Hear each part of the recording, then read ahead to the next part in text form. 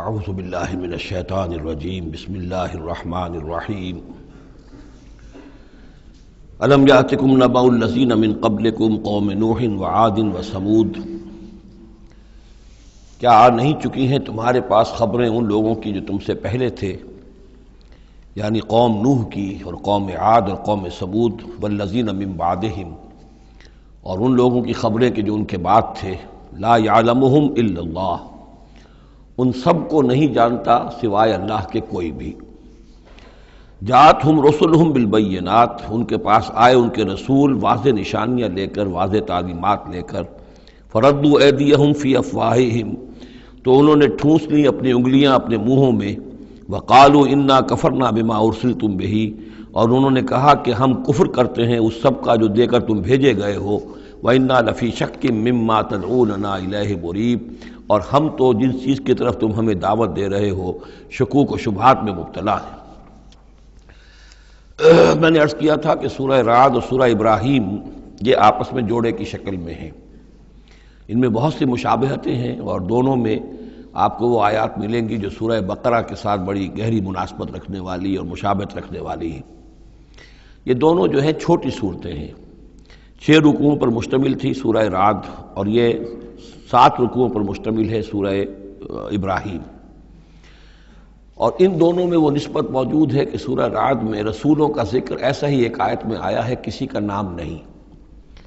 اس میں ہم دیکھ چکے ہیں کہ ایک تو حضرت موسیٰ علیہ السلام کا ذکر آیا صراحت کے ساتھ، اور کئی آیات اس کے ضمن میں نازل ہوئی۔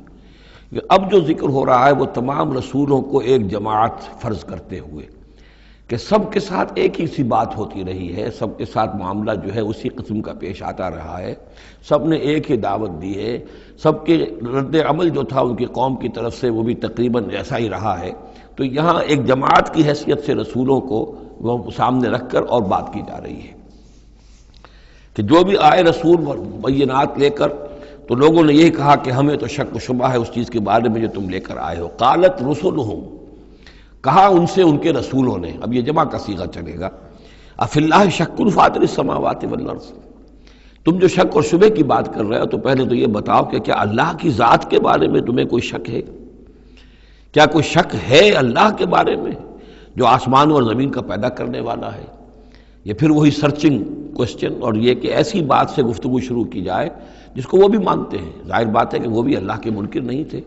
تو پہلے تو یہ کہ ہمارے اور تمہارے مابین اللہ کا ماننا یہ تو ہماری قدر مشترک ہے۔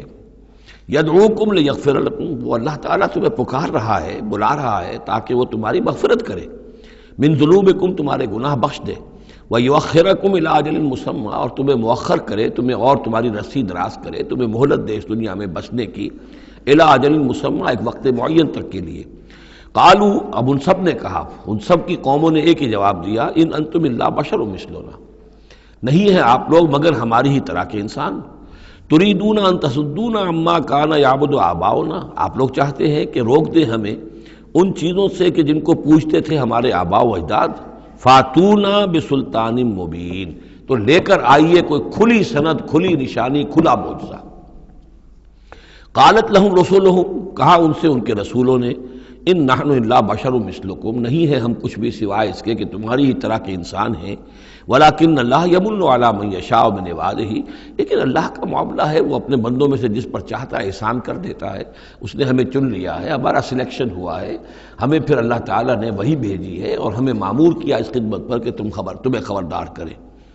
وما کان لنا ان ناتیکم بسلطان الا باذن اللہ، اور ہمارے لیے یہ ممکن نہیں ہے کہ ہم تمہارے لیے اور تمہارے سامنے کوئی سلطان اور سند پیش کر سکے، کوئی دلیل لا سکے، کوئی نشانی لے آئے، الا باذن اللہ، مگر اللہ کے حکم سے۔ وعلی اللہ فلیتوکل المؤمنون، اور اہل ایمان کا تو فرض یہ ہے اور طریقہ کار یہ ہونا چاہیے کہ وہ اللہ ہی پر توکل کرے۔ وما لنا الا نتوکل علی اللہ، اور ہمیں کیا ہوا ہے کہ ہم اللہ پر توکل نہ کریں؟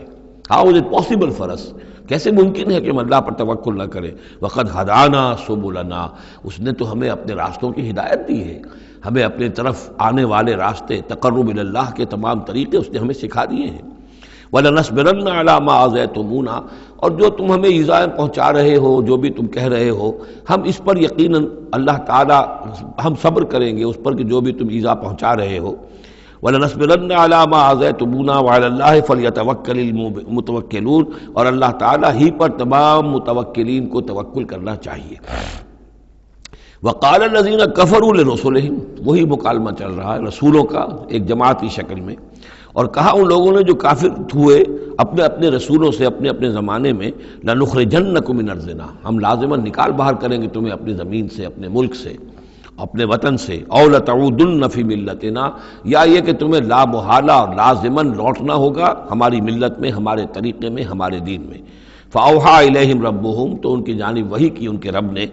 لَنُهْلِكَنَّ الظَّالِمِينَ، کہ اب ان ظالموں کو ہم ہلاک کر دیں گے، وَلَنُسْكِنَنَّكُمُ الْأَرْضَ، اور پھر ہم تمہیں آباد کریں گے زمین میں۔ یعنی جو بھی رسول بچ گئے، ان کے ساتھی اہل ایمان بچ گئے، اب وہ قوم جو کافروں کی وہ ہلاک کر دی جائے گی، اور پھر تمہیں ہم بسائیں گے زمین کے اندر ان کے بعد، من بعدہم،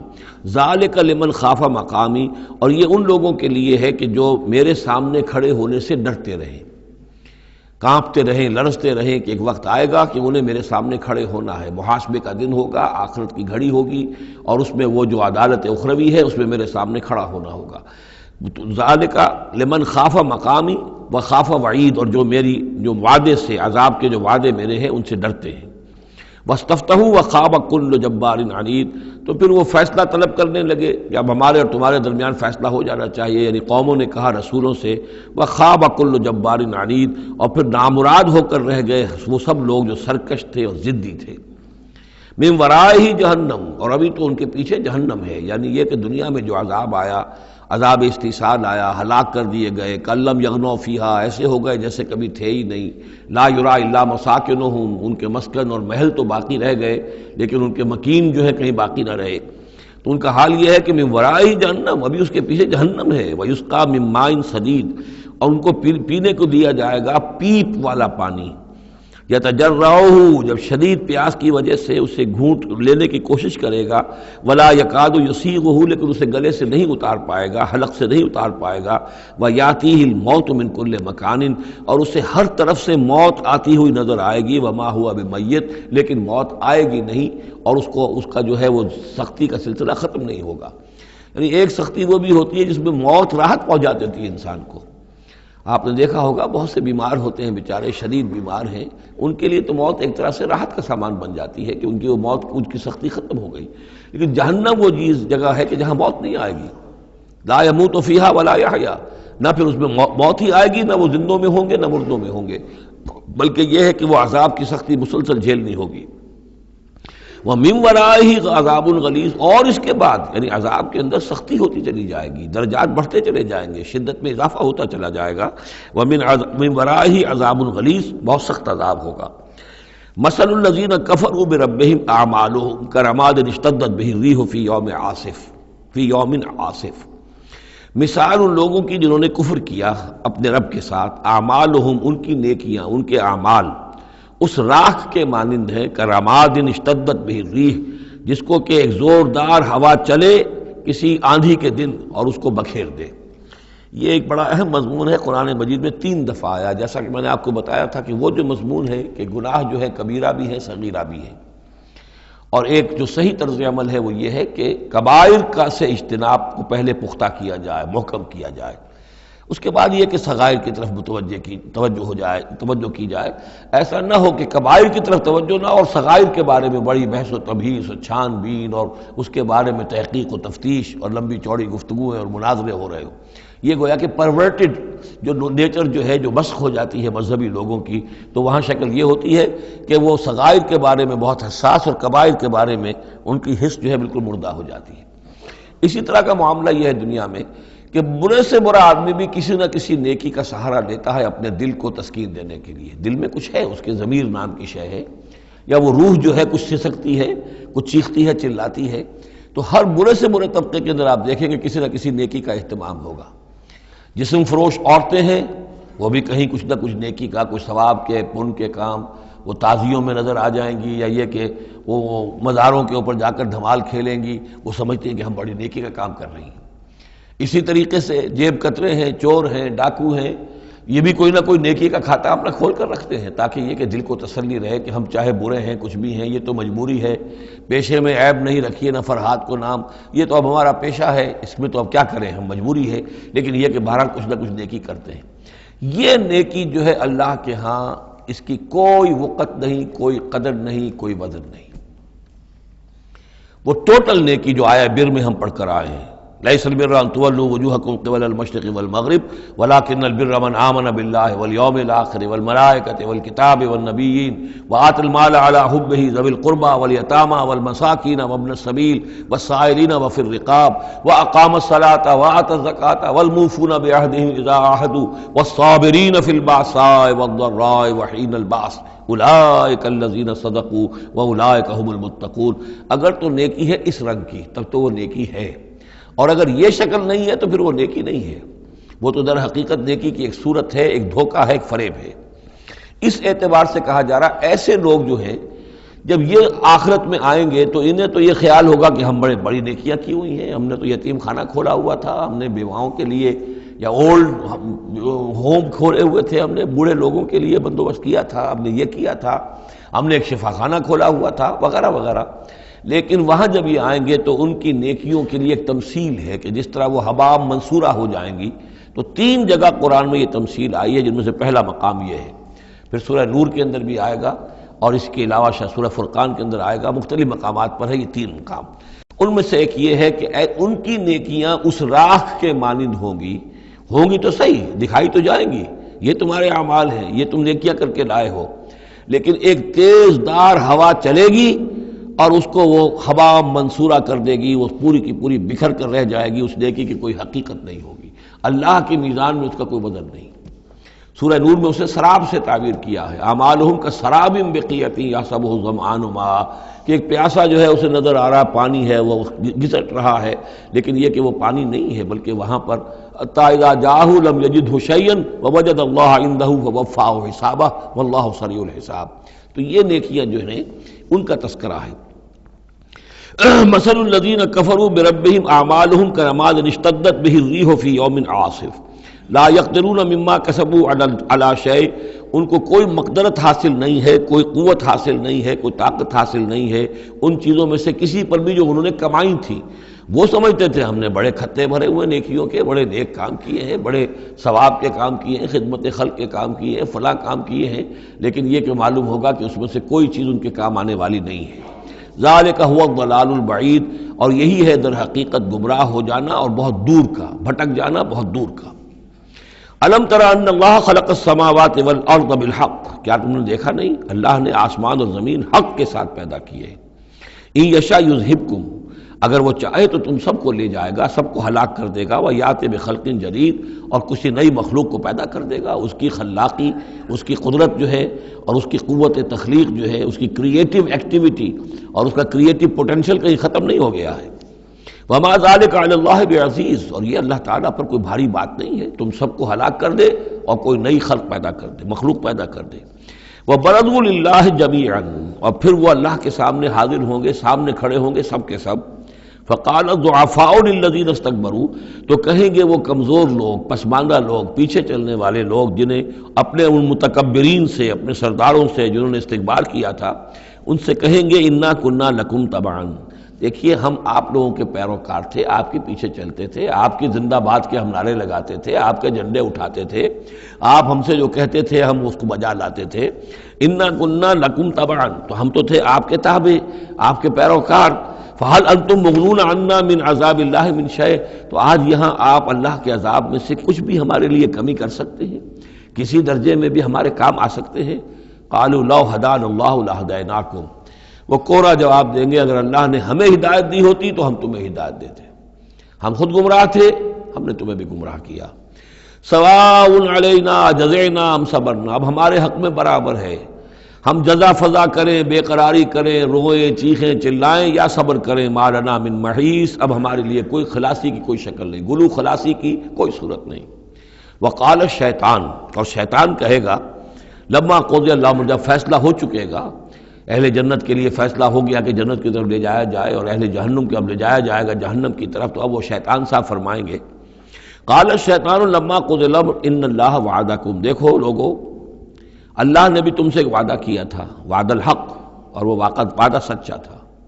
ووعدتکم، اور میں نے تم سے وعدے کیے تھے، فاخلفتکم، میں نے ان وعدوں کی خلاف ورزی کی، میں ان وعدوں کو پورا نہیں کر سکا، وما کان لی علیکم من سلطان، لیکن میرے پاس تم پر کوئی اختیار نہیں تھا، میں تم پر جبر نہیں کر سکتا تھا، میں تمہیں زبردستی برائی کی طرف نہیں لا سکتا تھا، یہ اختیار مجھے اللہ نے نہیں دیا تھا، الا ان دعوتکم، مگر یہ کہ میں نے تمہیں پکارا، دعوت دی، میں نے کہا اس راستے پر آؤ، بے حیائی کو اختیار کرو، فلاں کرو، یہ کرو، ویمن لب کی تحریک چلاؤ، فلاں تحریک چلاؤ، میں نے جو بھی کیا میں نے دعوت دی، فاستجبتم لی، تم نے میری دعوت کو قبول کیا، فلا تلومونی ولوموا انفسکم، تو اب مجھے ملامت نہ کرو، ملامت کرو اپنے آپ کو، کیونکہ میرے پاس اختیار تو کوئی نہیں تھا، میں نے تمہیں ورغلایا، میں نے تمہیں برے راستوں کی طرف دعوت دی، لیکن قبول کرنے والے تم خود تھے، الا ان دعوتکم فاستجبتم لی، تم نے میری دعوت قبول کی، میرے پیچھے چلے، فلا تلومونی ولوموا انفسکم، تو اب مجھے ملامت نہ کرو بلکہ ملامت کرو اپنے آپ کو، ما انا بمصرخکم، نہ میں اب تمہاری فریاد کو پہنچ سکتا ہوں، تمہاری تکلیف میں کوئی کمی کرا سکتا ہوں، وما انتم بمصرخی، نہ تم میری فریاد کو پہنچ سکتے ہو، تم بھی مجھے اللہ کے عذاب سے بچا نہیں سکتے، میں تمہیں اللہ کے عذاب سے بچا نہیں سکتا، انی کفرت بما اشرکتمونی من قبل، میں کفر کر رہا ہوں اس کا جو تم نے مجھے شریک کر دیا تھا اللہ کے ساتھ اس سے پہلے، یہ تم نے غلط کام کیا تھا، تم نے اللہ کو مانا ہوتا، اللہ کے وعدے پر اعتبار کرتے، اللہ کی دعوت پر لبیک کہی ہوتی، تم نے مجھے اللہ کے برابر کر دیا، میری بات مانی، اللہ کی بات کو پیچھے ڈالا، انی کفرت بما اشرکتمونی من قبل ان الظالمین لہم عذاب علیم، یقینا ظالموں کے لیے دردناک عذاب ہے، وَأُدْخِلَ الَّذِينَ آمَنُوا وَعَمِلُوا الصَّالِحَاتِ جَنَّاتٍ تَجْرِي مِن تَحْتِهَا الْأَنْهَارُ، اور داخل کیے جائیں گے وہ لوگ جو ایمان لائے اور جنہوں نے نیک عمل کیے ہوں گے، باغات میں جن کے نیچے ندیاں بہتی ہوں گی، خالدین فیہا، وہ اس میں رہیں گے ہمیشہ ہمیش، بِإِذْنِ رَبِّهِمْ، اپنے رب کے حکم سے، تحیتہم فیہا سلام، ان کی گریٹنگز ہوں گی، ایک دوسرے کو دعائیں دینی ہوں گی سلام کی شکل میں، الم تر کیف ضرب اللہ مثلا کلمۃ طیبۃ کشجرۃ طیبۃ اصلھا ثابت وفرعھا فی السماء، کیا تم نے غور نہیں کیا اللہ تعالیٰ نے کیسی مثال بیان کی ہے کلمہ طیبہ کی؟ کلمہ طیبہ سے عام طور پر تو مراد یہی لا الہ الا اللہ محمد رسول اللہ، یہ کلمہ ہے، اس میں کوئی شک نہیں، افضل الذکر لا الہ الا اللہ، لیکن یہ کہ کلمہ طیب سے مراد ہر اچھی بات، پاک بات،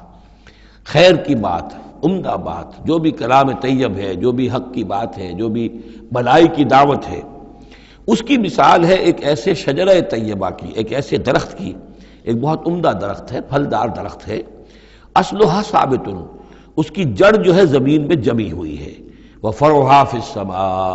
اور اس کی شاخیں جو ہیں، اس کی ٹہنیاں آسمانوں سے باتیں کر رہی ہیں، بلند ہیں، تؤتی اکلھا کل حین باذن ربھا، اور یہ درخت ہر فصل میں اپنا پھل لاتا ہے اپنے رب کے حکم سے،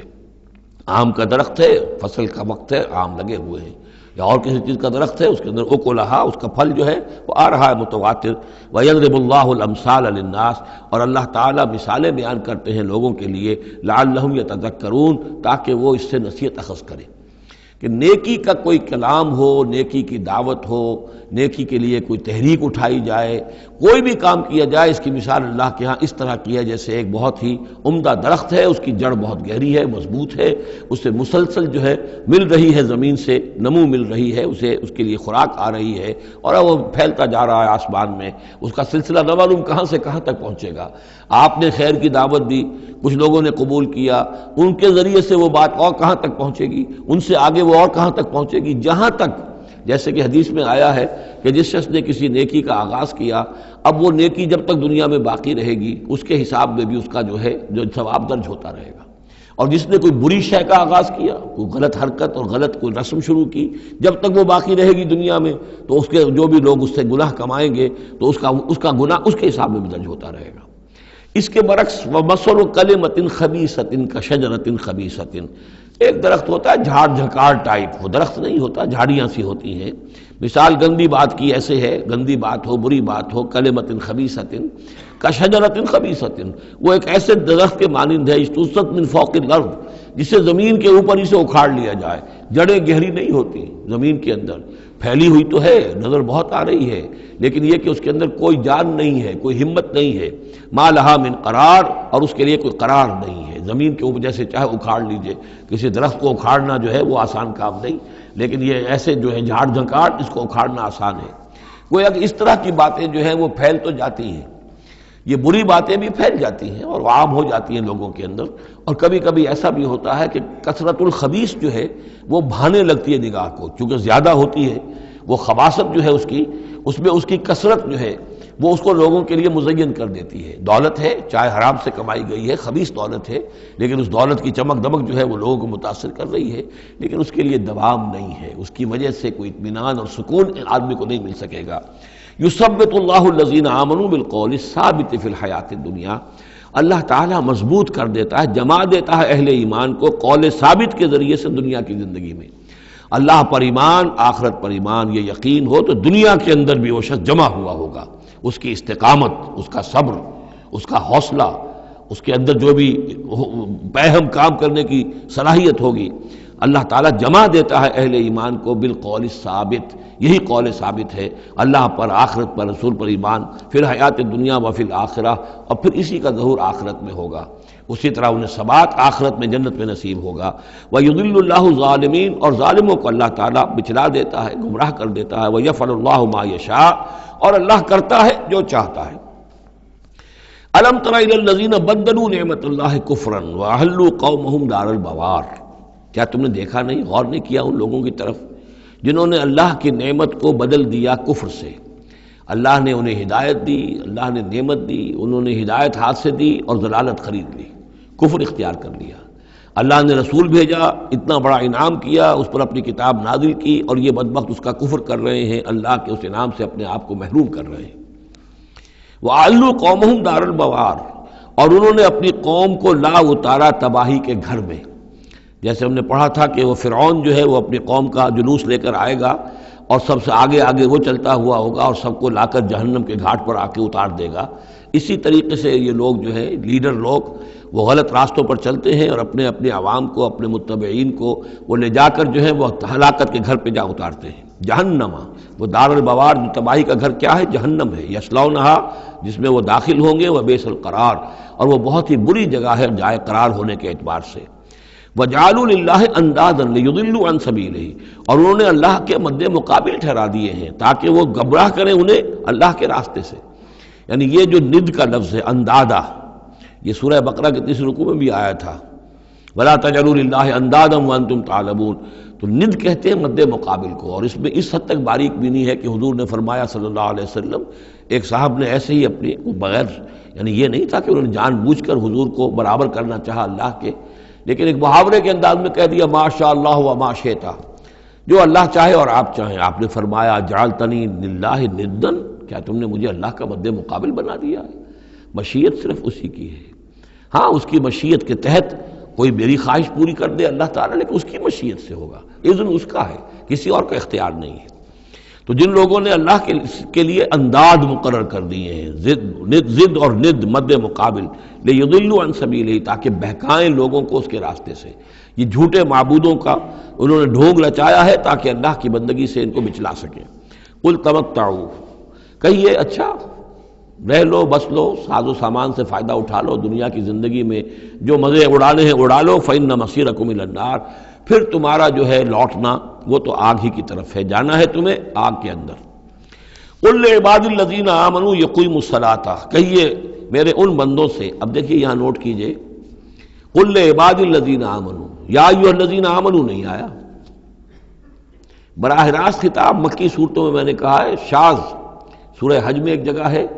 لیکن یہ کہ اس کے بارے میں چونکہ اختلاف ہے کہ وہ سورت مکی ہے کہ مدنی ہے، وہ علیحدہ ہے، اس پر جب ہم غور کریں گے. پورے مکی قرآن میں یا ایھا الذین آمنوا اصطلاحاً یہ خطاب نہیں ملے گا آپ کو. حالانکہ اب یہاں قل عبادی، اے نبی کہہ دیجئے میرے بندوں سے جو ایمان لائے. یا ایھا الذین آمنوا کے بجائے اب یہ کہ اس میں اللہ تعالیٰ کی کیا حکمت ہے. جو بات میری سمجھ میں آئی تھی وہ میں نے آپ کو بتا دی تھی کہ یہ یا ایھا الذین آمنوا امت کے لیے خطاب ہے، اور امت کی حیثیت جو بنی ہے محمد رسول اللہ صلی اللہ علیہ وسلم کے ماننے والوں کی، وہ ہوئی ہے مدینے میں آ کر، جبکہ ایک امت کی شکل انہوں نے اختیار کی، اور تحویل قبلہ کے ذریعے سے وہ ایک مستقل امت ہونا ان کا اللہ تعالیٰ نے واضح کر دیا، اور یہ کہ اس مقام سے جس پر کہ یہود فائز رہے 2000 برس، اب ان کو وہاں سے معزول کر کے اب اس امت کو وہاں پر نصب کیا جا رہا ہے۔ اس کے بعد سے یا ایھا الذین آمنوا، یا ایھا الذین آمنوا، اور اس میں اہل ایمان بھی اور منافق بھی، جو بھی اسلام کا دعویٰ کریں وہ اسی خطاب کے تحت آ جائیں گے۔ قل لعباد الذین آمنوا، اے نبی کہہ دیجئے میرے ان بندوں سے جو ایمان لائے ہیں، یقیموا الصلاۃ، وہ نماز قائم رکھیں، وینفقوا مما رزقناہم، اور جو کچھ ہم نے انہیں دیا ہے اس میں سے خرچ کرتے رہیں، سرا وعلانیۃ، کھلے بھی اور چھپے بھی، اعلانیہ بھی اور مخفی طور پر بھی، من قبل ان یاتی یوم، اس سے پہلے کہ وہ دن آ جائے، لا بیع فیہ ولا خلال، کہ جس میں نہ کوئی بیع ہوگی، نہ کوئی لین دین سودا خرید و فروخت ہوگی، اور نہ کوئی دوستی کام آئے گی۔ یہ آیت بہت قریب ہے، وہ جو آیت سورہ بقرہ میں آیت الکرسی سے پہلے ہے، یا ایھا الذین آمنوا انفقوا مما رزقناکم من قبل ان یاتی یوم لا بیع فیہ ولا خلۃ ولا شفاعہ، وہاں تیسری شے کی اور کیٹیگوریکل نفی ہے، وہ دن کے جس میں نہ کوئی بیع ہوگی، نہ کوئی دوستی ہوگی، اور نہ ہی کوئی شفاعت ہوگی۔ اللہ الذی خلق السماوات والارض وانزل من السماء ماء، اللہ ہی ہے وہ جس نے کہ پیدا کیا آسمان اور زمین اور اتارا آسمان سے پانی، فاخرج بہ من الثمرات رزقا لکم، اور پھر نکالا اس کے ذریعے سے، پانی کے ذریعے سے، میووں کی شکل میں تمہارے لیے رزق، وسخر لکم الفلک لتجری فی البحر بامرہ،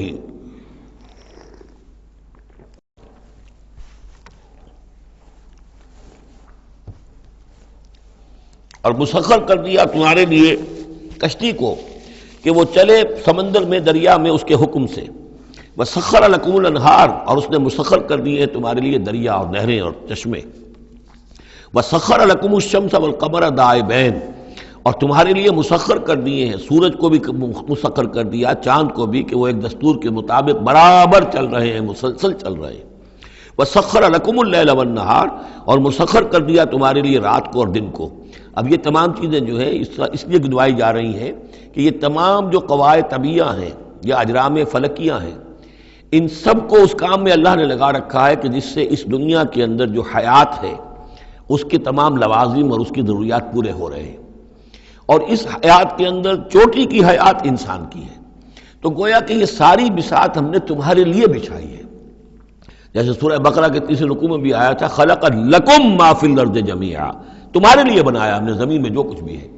اور زمین کی بساط بچھانے کے لیے ظاہر بات ہے اللہ تعالیٰ نے اس سے پہلے جو جس کو وہ کہتے ہیں کہ بہت بڑا دھماکہ ہوا تھا، تو وہ اس دھماکے کے بعد سے جو ساری گیلیکسیز بنی ہے، یہ سب آخر کار اس زمین کی تخلیق، اور زمین میں پھر حیات، اور حیات کی بلند ترین شکل حیات انسانی، تو یہ ساری چیزیں تمہارے لیے مسخر کی گئی ہیں، تمہاری ضروریات کی بہم رسانی میں لگی ہوئی ہیں۔ وَآتَاكُم مِّن كُلِّ مَا سَأَلْتُمُوهُ، اور اس نے تمہیں دی ہیں وہ تمام چیزیں جو تم اس سے مانگتے ہو یا تم نے مانگی ہے۔ اب اس میں بھی ایک ہے شعوری طور پر مانگنا،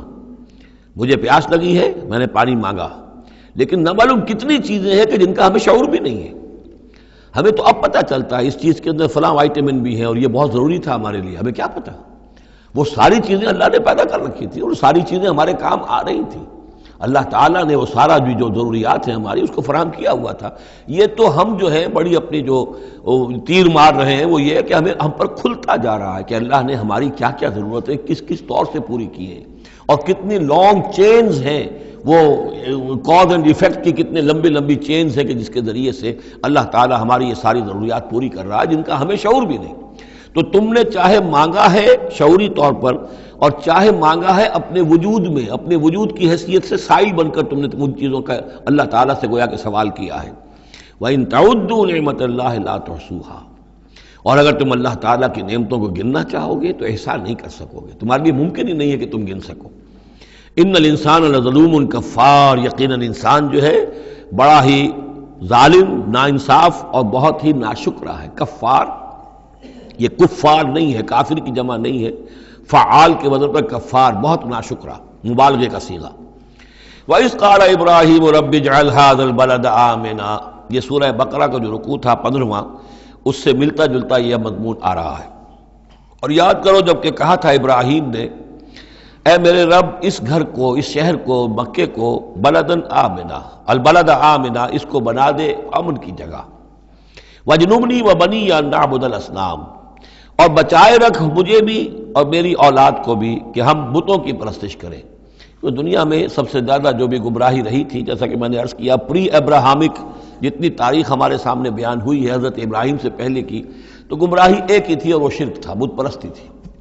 قوم نوح کی بھی وہی تھی، قوم ہود کی، قوم صالح کی۔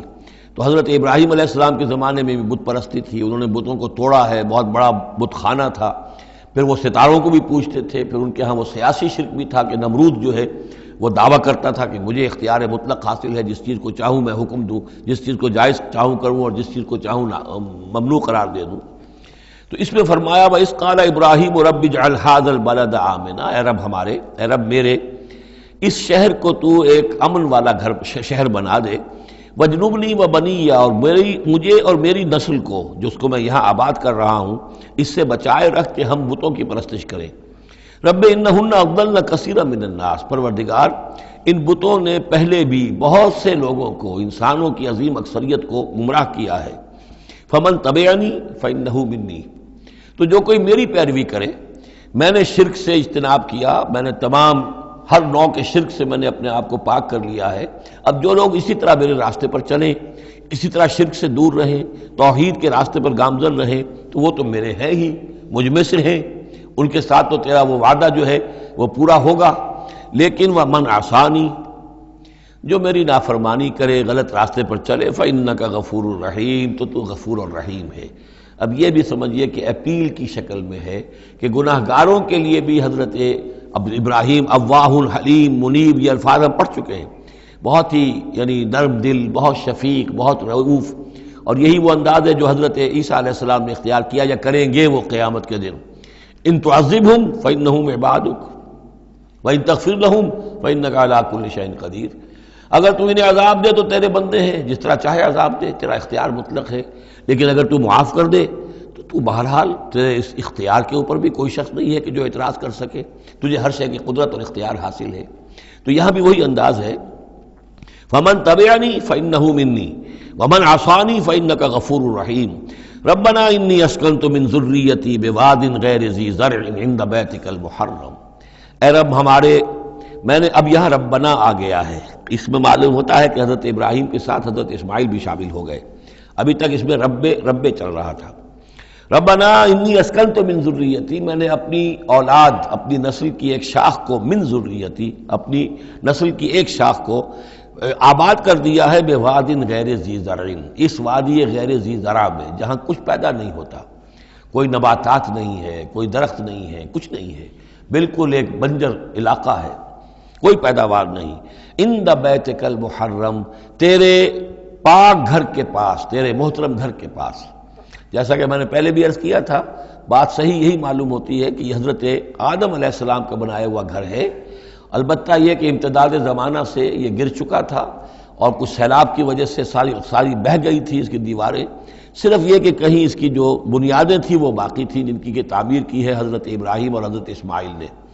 وَإِذْ يَرْفَعُ إِبْرَاهِيمُ الْقَوَاعِدَ مِنَ الْبَيْتِ وَإِسْمَاعِيلُ رَبَّنَا تَقَبَّلْ مِنَّا إِنَّكَ أَنْتَ السَّمِيعُ الْعَلِيمُ، تو تیرے اس محرم اور محترم گھر کے پاس میں نے لا کر اپنی نسل کی ایک شاخ کو آباد کر دیا ہے، بنا لے یقیم الصلاۃ، اس لیے کیا ہے تاکہ یہ نماز قائم کریں، فَاجْعَلْ أَفْئِدَةً مِّنَ النَّاسِ تَهْوِي إِلَيْهِمْ، تو اے اللہ اب لوگوں کے دلوں کو ان کی طرف مائل کر دے، لوگوں کے دلوں میں ان کی محبت پیدا ہو جائے، لوگ آئیں ان کے پاس اور ان کے کوئی ہدیے پیش کریں اور ان کے ذریعے سے ان کو جو ہے رزق کا بندوبست پیش ہو جائے۔ فَاجْعَلْ أَفْئِدَةً مِّنَ النَّاسِ تَهْوِي إِلَيْهِمْ، تو اب کر دے لوگوں کے دلوں کو کہ وہ مائل ہو جائیں ان کی طرف، وَارْزُقْهُم مِّنَ الثَّمَرَاتِ، اور ان کو رزق ہم پہنچا میووں کا، لَعَلَّهُمْ يَشْكُرُونَ، تاکہ وہ شکر کر سکیں۔ ربنا انك تعلم ما نخفي وما نعلن، اے اللہ تو خوب جانتا ہے جو کچھ کہ ہم چھپاتے ہیں اور جو کچھ کہ ہم ظاہر کرتے ہیں۔ وما يخفى على الله من شيء في الارض ولا في السماء، اور اللہ پر تو کوئی شے بھی مخفی نہیں رہ سکتی، نہ آسمان میں نہ زمین میں۔ الحمدللہ الذی وہب لی علی الکبر اسماعیل و اسحاق، کل شکر کل ثنا اس اللہ کے لیے ہے جس نے مجھے عطا فرمائے اس بڑھاپے کے علی الرغم اتنی بڑی عمر میں 87 برس کی عمر میں حضرت اسماعیل کی ولادت ہوئی ہے، علی الکبر اسماعیل، اور پھر ان کے کئی سال کے بعد حضرت اسحاق کی ولادت ہوئی۔ الحمدللہ الذی وہب لی علی الکبر اسماعیل و اسحاق، مجھے اسماعیل اور اسحاق جیسے بیٹے دیے۔ ان ربی لسمیع الدعاء، یقیناً میرا پروردگار دعا کا سننے والا ہے۔ رب اجعلنی مقیم الصلاۃ، پروردگار مجھے بھی قائم کر دے نماز کے اوپر، مجھے بنا دے نماز کا قائم کرنے والا، یعنی مجھے توفیق دے کہ نماز کا پوری طور سے قائم رکھوں۔ ومن ذریتی، اور میری نسل میں سے بھی، میری اولاد میں سے بھی جو نماز کے قائم کرنے والے ہوں۔ ربنا وتقبل دعا، اور اے رب ہمارے اس دعا کو شرف قبول عطا فرما۔ ربنا اغفر لی، پروردگار بخش دے مجھے، ولوالدیہ، اور میرے والدین کو، وللمؤمنین، اور سب ایمان والوں کو، یوم یقوم الحساب، جس دن کے وہ حساب قائم ہو۔ ولا تحسبن اللہ غافلا عما یعمل الظالمون، اور تم ہرگز نہ سمجھو کہ اللہ تعالیٰ غافل ہے اس سے کہ جو یہ ظالم کر رہے ہیں۔ انما یؤخرہم، یہ تو اللہ تعالیٰ مؤخر کر رہا ہے انہیں، ان کی رسی ڈھیلی کر رہا ہے، رسی دراز کر رہا ہے، مہلت دے رہا ہے۔ انما یؤخرہم لیوم، اس دن کے لیے تشخص فیہ الابصار، جس دن کے نگاہیں پتھرا جائیں گی۔ مہطعین مقنعی رؤوسہم، وہ دوڑتے ہوئے ہوں گے، اپنے سروں کو اٹھائے ہوئے اوپر، ملے ہوئے ہوں گے ان کے سر۔ لا یرتد الیہم طرفہم، ان کی نگاہیں ان کی طرف لوٹ کر نہیں آئیں گی، جیسے نظریں پتھرا جاتی ہیں کسی ایک ہی جگہ پر، خوف جب کیفیت ہوتی ہے خوف کی تو نگاہ کسی ایک جگہ پر جم کر رہ جاتی ہے، اس سے ادھر نہیں ہوتی۔ وافئدتہم ہوا، اور ان کے دل اڑے ہوئے ہوں گے۔ یہ میدان حشر کا نقشہ ہے۔ اس میدان حشر میں جو لوگوں کا حال ہوگا وہ یہ ہے، مہطعین، دوڑتے ہوئے ہوں گے، مقنعی رؤوسہم، اپنے سر اوپر کو اٹھائے ہوئے ہوں گے، شاید کہ اوپر سے کوئی کڑک ہو، کوئی اور اس طرح کی آوازیں ہوں۔ لا یرتد الیہم طرفہم، ان کی نگاہیں ان کی طرف لوٹ کر نہیں آئیں گی۔ وافئدتہم ہوا، اور ان کے دل ہوا ہوں گے۔ وانذر الناس، اور اے نبی خبردار کر دیجئے لوگوں کو، یوم یاتیہم العذاب، کہ جس دن وہ عذاب آئے گا ان پر، فیقول الذین ظلموا، تو کہیں گے وہ لوگ جنہوں نے ظلم کی روش اختیار کی تھی، ربنا اخرنا الی اجل قریب، پروردگار ہمیں ذرا مؤخر کر دے، کچھ تھوڑی سی مہلت دے دے، اس وقت کو ذرا ٹال دے، اس گھڑی کو ذرا مؤخر کر دے۔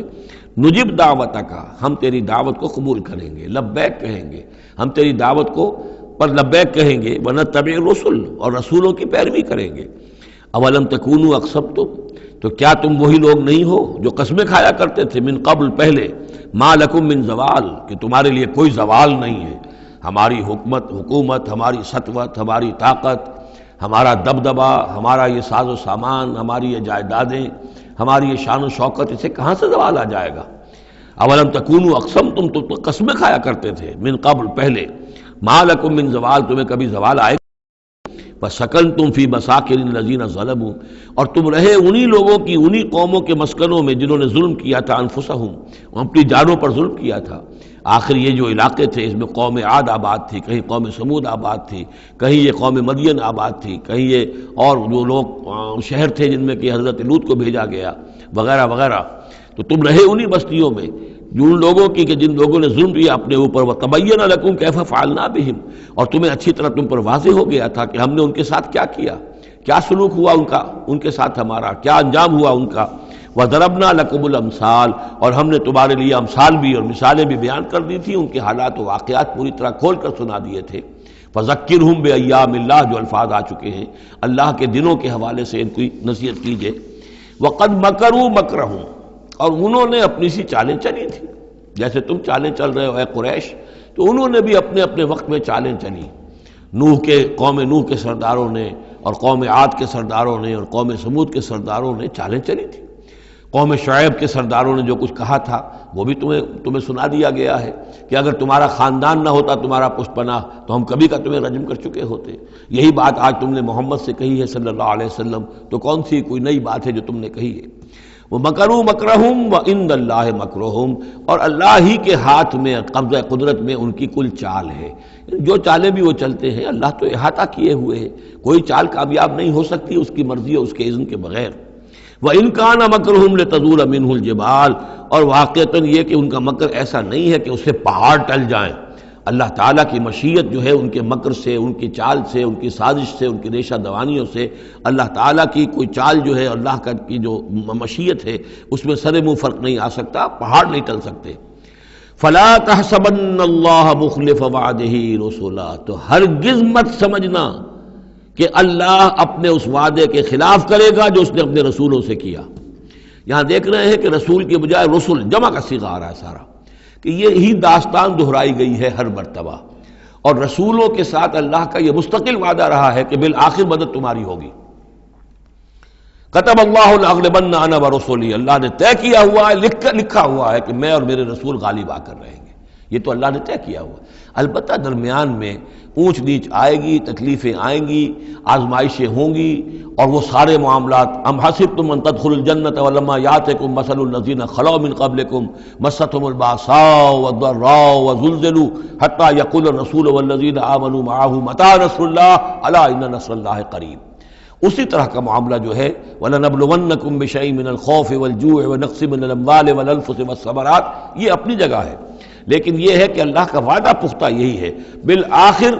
فتح جو ہے وہ اللہ اپنے رسولوں کو دے گا، کامیاب وہ ہوں گے۔ ان کی قومیں جنہوں نے ان کو جھٹلایا ان کی نگاہوں کے سامنے ہلاک ہوئیں، اور ان کا انجام جو ہے جو بھی ہوا وہ ہم تمہیں بتا چکے ہیں۔ ان اللہ عزیز ذو انتقام، یقیناً اللہ تعالیٰ زبردست ہے، انتقام لینے والا ہے۔ یوم تبدل الارض غیر الارض، جس دن کہ زمین بدل کر دی جائے گی کچھ اور۔ یہ جو قیامت کے دن جو کچھ ہونا ہے اس کا میں نے پہلے سے بھی ہلکا اشارہ کیا ہے بعض مواقع پر، زمین یہی ہوگی لیکن اس کو کھینچا جائے گا۔ دکت الارض دکن دکا، کوٹ کر اور کھینچ کر، وَإِذَا الْأَرْضُ مُدَّتْ، زمین کو کھینچا جائے گا۔ یہی زمین جو ہے اس کو کھینچ دیا جائے گا اور اس کو بہت وسیع کر دیا جائے گا، اور پھر اسی کے اندر سے جہاں تک میں سمجھ پایا ہوں واللہ عالم، جو اس کے اندر لاوا موجود ہے، اب بھی موجود ہے، وہی ظاہر ہو جائے گا اور وہ جہنم ہوگی۔ یہ جو کچھ بھی قصہ زمین ہے برسر زمین ہوگا تو کوئی تغیر و تبدل آ جائے گا اس نظام سماوی و ارضی کے اندر۔ یوم تبدل الارض غیر الارض، جس دن کہ ہم بدل دیں گے اس زمین کو، اس زمین کے سوا کچھ اور شکل ہو جائے اس کی، ہوگی زمین وہی لیکن اس کی صورت یہ نہیں ہوگی۔ والسماوات، اسی طرح آسمانوں کے نظام کے اندر بھی تغیر و تبدل ہو جائے گا، جیسا کہ ہم نے دیکھا وَجُمِعَ الشَّمْسُ وَالْقَمَرُ سورہ قیامہ میں آیا ہے، چاند اور سورج یکجا ہو جائیں گے۔ تو یہ جو ہمارا سولر سسٹم ہے، ایک کتاب حال ہی میں چند سال ہوئے لکھی ہے ایک صاحب نے جو کہ فزسسٹ ہیں، the mechanics of the doomsday, اس پر میرا پیشنس بھی ہے۔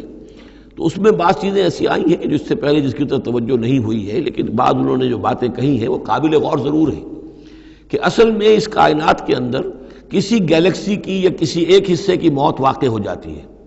پھر کسی اور حصے کے اندر اس کی زندگی کا ظہور ہو جاتا ہے۔ تو یہ جو قیامت ہماری اس دنیا کی آنی ہے تو اس کو اس سے نہ سمجھا جائے کہ کل کائنات ختم ہو جائے گی اس دن، نہیں،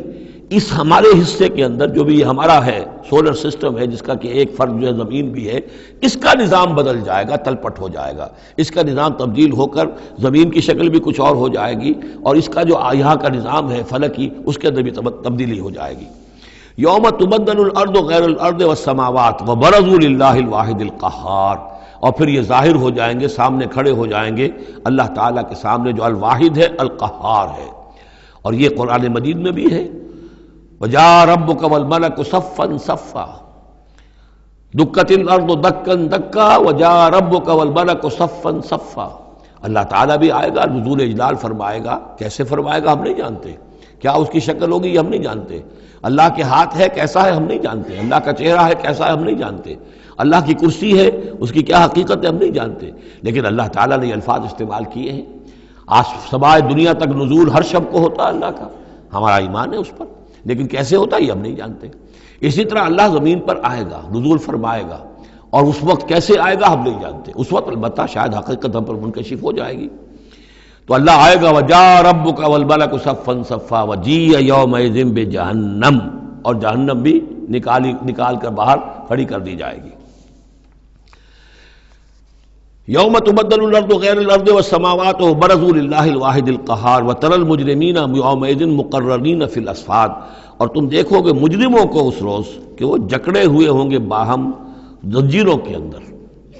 سرابیلہم من قطران، ان کے کرتے ہوں گے گندھک کے، جو ان کو کھا رہی ہوگی ان کے جسموں کو، وَتَغْشَى وُجُوهَهُمُ النَّارُ، اور ڈھانکے لے رہی ہوگی ان کے چہروں کو آگ، لِيَجْزِيَ اللَّهُ كُلَّ نَفْسٍ مَا كَسَبَتْ، تاکہ اللہ تعالیٰ بدلہ دے دے ہر ذی نفس کو، ہر جان کو جو بھی کچھ اس نے کمایا۔ ان اللہ سریع الحساب، یقیناً اللہ تعالیٰ، اللہ کو حساب دینے میں دیر نہیں لگے گی۔ ھذا بلاغ للناس ولینذروا بہ، یہ ہے لوگوں کے لیے پہنچا دینا، ابلاغ تبلیغ، یہ لوگوں تک پہنچانے کے لیے ہے۔ پہنچانے کی ذمہ داری محمد پر ہے صلی اللہ علیہ وسلم، اور محمد کے بعد محمد کی امت پر ہے علی صاحب الصلاۃ والسلام، کہ اللہ کے رسول نے پہنچا دیا انہیں، اب ان کے ذمے ہے تمام انسانوں کو پہنچانا۔ ھذا بلاغ للناس ولینذروا بہ، یہ ہے پہنچا دینا لوگوں کو، اور یہ کہ اس کے ذریعے سے خبردار کر دیے جائیں، اس قرآن کے ذریعے سے، بہی، اس کے ذریعے سے۔ یہ سورہ انعام کی آیت بھی یاد کر لیجئے، یہ اوحی الی ھذا القرآن لانذرکم بہ ومن بلغ، یہ قرآن میری جانب وحی کیا گیا ہے تاکہ میں خبردار کر دوں تمہیں بھی اس کے ذریعے سے اور جس تک بھی یہ پہنچ جائے۔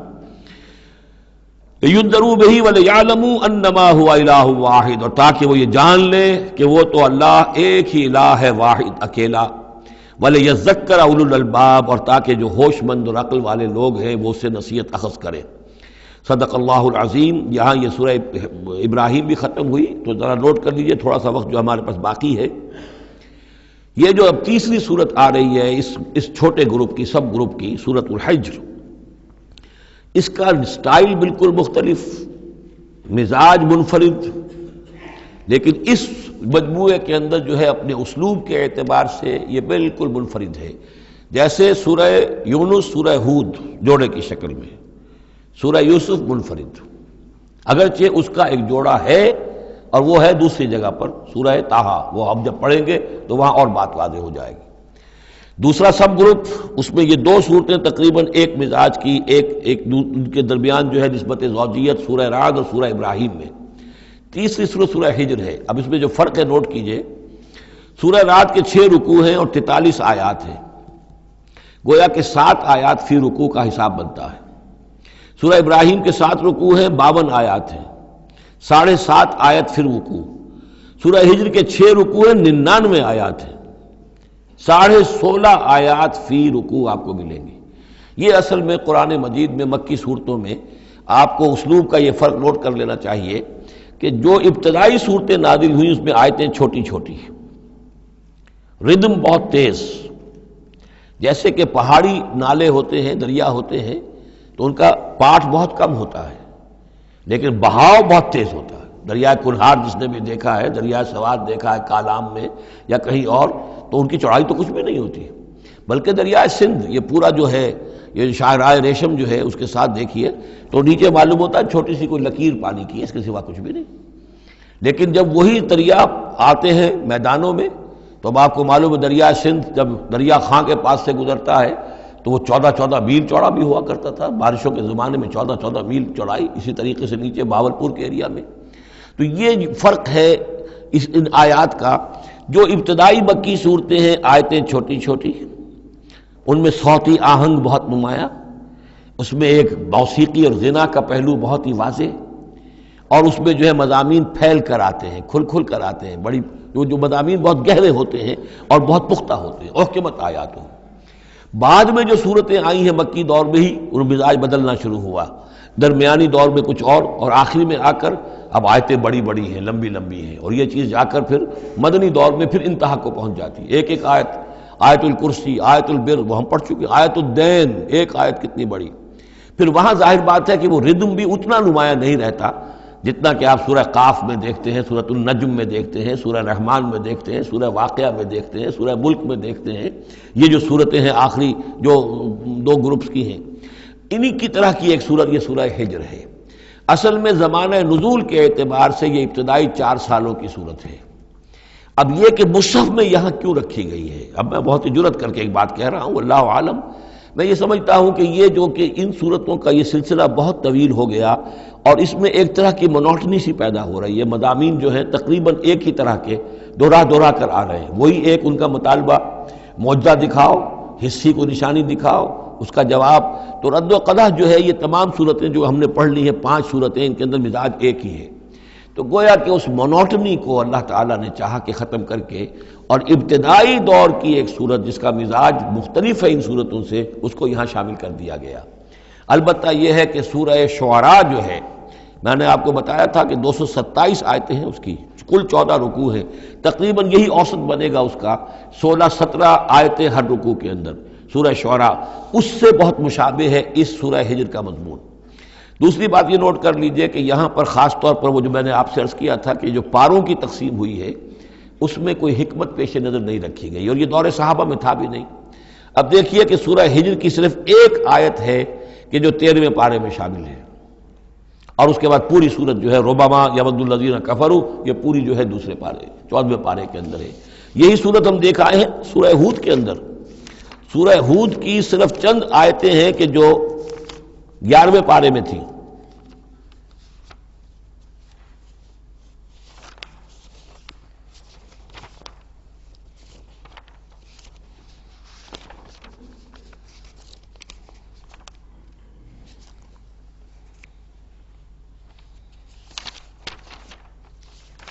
کہاں سے شروع ہوئی تھی؟ جی ہاں، اس کی 5 آیتیں جو ہیں یہ 11ویں پارے میں اور باقی پوری صورت 12ویں پارے میں۔ تو پاروں کی تقسیم جو ہے یہ اصل میں کوئی بعد کے زمانے میں کی گئی ہے، اور اس میں ان چیزوں کو مد نظر نہیں رکھا گیا، جبکہ منزلیں پوری صورتیں، 3 صورتیں، 5 صورتیں، 7 صورتیں، جیسے کہ میں آپ کو بتا چکا ہوں۔ مکی اور مدنی صورتوں کے گروپ ہے، پوری صورتیں۔ یہ گروپ جو ہیں ان کے اندر بھی اور منزلوں کے اندر بھی، منزلوں کا تذکرہ چونکہ دور صحابہ میں بھی پایا جاتا ہے، لیکن یہ کہ یہاں پر ہم دیکھتے ہیں کہ پاروں کے معاملے میں یہ چیز موجود نہیں ہے۔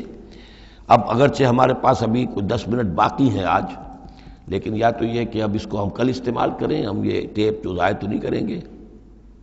تو یا آپ کہتے ہیں تو میں کچھ آیتیں جو ہیں وہ سورہ ہجر کی پڑھ لیتا ہوں۔ چلیں، بسم اللہ الرحمن الرحیم، الف لام را، یہ اس سلسلے کی آخری آیت صورت ہے۔ اب الف لام را، 5 صورتیں الف لام را سے اور ایک صورت الف لام میم را۔ تلک آیات الکتاب و قرآن مبین، یہ اللہ کی آیات، اللہ کی کتاب کی آیات ہیں اور قرآن مبین کی آیات ہیں۔ ربما یود الذین کفروا لو کانوا مسلمین، ایک وقت آئے گا کہ وہ لوگ کہ جنہوں نے کفر کیا تھا حسرت کے ساتھ کہیں گے کاش کہ ہم اسلام لے آتے۔ وہ وقت آئے گا، ان کا کفر ان کے لیے حسرت بن جائے گا۔ ذرہم یاکلوا ویتمتعوا، اے نبی چھوڑیے ان کو، نظر انداز کر دیجئے، اپنی توجہ ان کی طرف سے ہٹا لیجئے، یہ کھا پی لیں، تمتع کر لیں، فائدہ اٹھا لیں، زمین کے اندر رہ کر جو کھانا پینا ہے، جو چرنا چگنا ہے کر لیں۔ وَيُلْهِهِمُ الْعَمَلُ، اور امیدیں ان کو غافل کیے رکھیں۔ یہ جو یلہہم العمل ہے، الہا یلہی الہاءً، غافل کر دینا۔ حدیث میں آتا ہے ما قل و کفا خیر مما کثر و الہا، اگر کوئی شے کم ہے لیکن کفایت کر جائے، آپ کی ضرورت پوری ہو جائے، یہ اس سے کہیں بہتر ہے کہ زیادہ ہو اور وہ غافل کر دے۔ اگر زیادتی ہے، فراوانی ہے، رزق کی سر و سامان موجود ہے، ہر چیز، کوئی ضرورت کبھی اٹکتی نہیں، تو اللہ یاد نہیں آئے گا، اللہ سے غفلت ہو جائے گی۔ اس سے بہتر یہ ہے کہ ضرورت تو پوری ہو جائے، کسی کے سامنے دست سوال دراز نہ کرنا پڑے، لیکن یہ ہے کہ اس سے زیادہ نہ ہو کہ تاکہ غفلت نہ ہو۔ ما قل و کفا خیر مما کثر و الہا، الہاکم التکاثر، وہ صورت مبارکہ ذہن میں رکھیے۔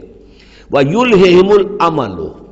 طول عمل کہلاتا ہے، یہ انسان لمبے لمبے نقشے بناتا چلا جاتا ہے، میں یوں کروں گا، پھر ایسے کروں گا، پھر اس طرح کروں گا، پھر اس سے یہ کہ وہ کارخانہ بنا لوں گا، پھر ایک اور کارخانہ بنا لوں گا، یا یہ کہ اپنے پروفیشن کے اندر یہ کام کروں گا، اس طرح آگے بڑھوں گا، اسی میں مگن رہتا ہے، زندگی ختم ہو جاتی ہے۔ فَسَوْفَ يَعْلَمُونَ، تو ان قریب انہیں معلوم ہو جائے گا اور انہیں حقیقت جو ہے ان پر منکشف ہو جائے گی۔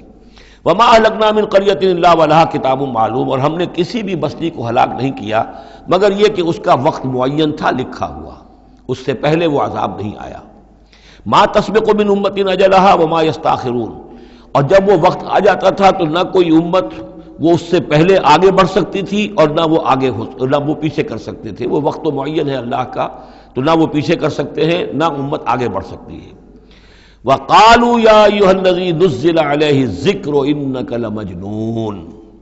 اور بڑی ڈھٹائی کے ساتھ انہوں نے کہا اے وہ شخص جس کا یہ گمان ہے کہ اس پر ذکر نازل ہوا ہے. یہ ترجمہ میں کر رہا ہوں، ورنہ لفظی ترجمہ کیا ہوگا؟ اے وہ شخص جس پر ذکر نازل کیا گیا ہے، انک لمجنون، ہمارے نزدیک تو تم مجنون ہو، تمہارا دماغ خراب ہو گیا ہے، تم پر جن کا اسیب کا سایہ آ گیا ہے، یا تمہارا دماغی توازن صحیح نہیں رہا. لہذا بامحاورہ ترجمہ ہوگا اے وہ شخص، قالوا یا ایھا الذی، اے وہ شخص جو یہ سمجھتا ہے، جس کو یہ زوم ہے، جس کا گمان ہے، نزل علیہ الذکر، کہ اس پر اللہ کی طرف سے الذکر نازل ہوا ہے، یاد دہانی نازل ہوئی ہے، انک لمجنون، ہمارے نزدیک تو تم دیوانے ہو گئے ہو. معاذ اللہ ثم معاذ اللہ. لو ما تاتینا بالملائکۃ ان کنت من الصادقین، کیوں نہیں لے آتے فرشتوں کی فوج ہمارے سامنے اگر تم سچے ہو.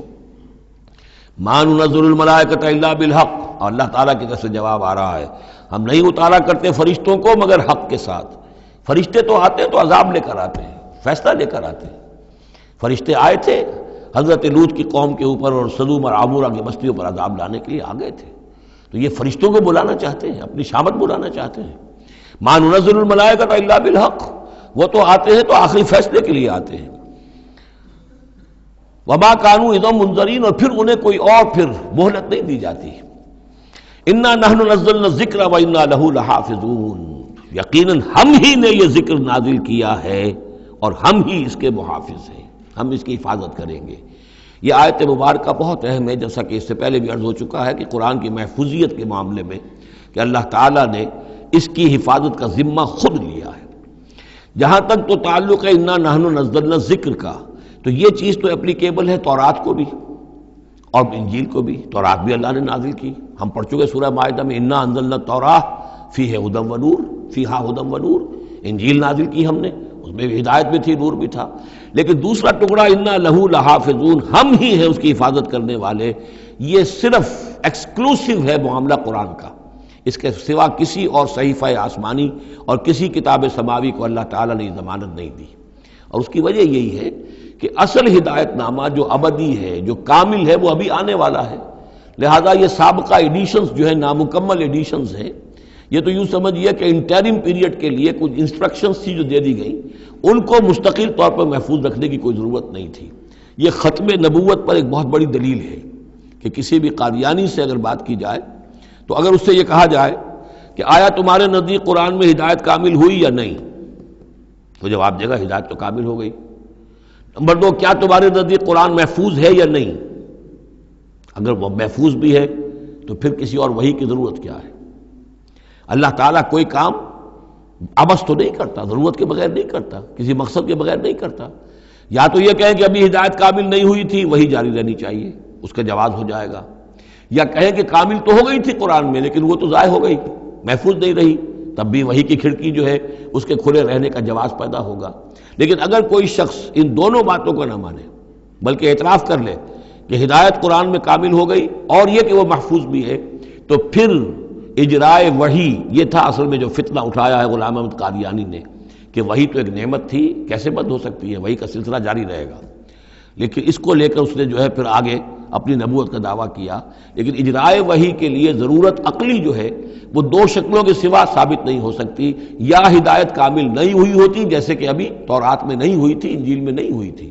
قرآن میں آ کر کامل ہو گئی، یا کامل ہو کر اور وہ گم ہو گئی ہو، اس میں کوئی ترمیم و تنسیخ ہو گئی ہو جو کہ پھر وحی کے ذریعے سے اس کی تصحیح ہو سکے. اور دونوں باتیں اگر کوئی نہیں مانتا تو کوئی عقلی دلیل جو ہے وحی کے جاری رہنے کے لیے موجود نہیں. وَلَقَدْ أَرْسَلْنَا مِن قَبْلِكَ فِي شِيَعِ الْأَوَّلِينَ، اور اے نبی ہم نے آپ سے پہلے بھی رسول بھیجے تھے اگلی جماعتوں میں، اگلی قوموں میں. یہ شیعہ علیحدہ ہو جانے والے، کیونکہ قومیں بڑھتی چلی گئیں نسلوں کے اندر. حضرت نوح علیہ السلام کی قوم تقسیم ہو گئی، ان کے 3 بیٹوں سے نسلیں بنتی چلی گئیں، تو یہ گویا کہ شائع ہونا، علیحدہ ہونا، پھیل جانا، پھیلتی چلی گئیں. وما یاتیہم من رسول الا کانوا بہ یستہزئون، اور نہیں آیا ان کے پاس کوئی بھی رسول، جب بھی کبھی آیا مگر وہ استہزاء کرتے رہے، تمسخر کرتے رہے. کذالک نسلکہ فی قلوب المجرمین، اسی طریقے سے ہم اس کو چبھو دیتے تھے مجرموں کے دلوں کے اندر. مجرموں کے دلوں میں جا کر وہ چبھ جاتی تھی، وہ سمجھ لیتے تھے کہ حق ہے، لیکن چونکہ ان کے مفادات پر زد پڑتی تھی تو وہ استہزاء کرتے تھے.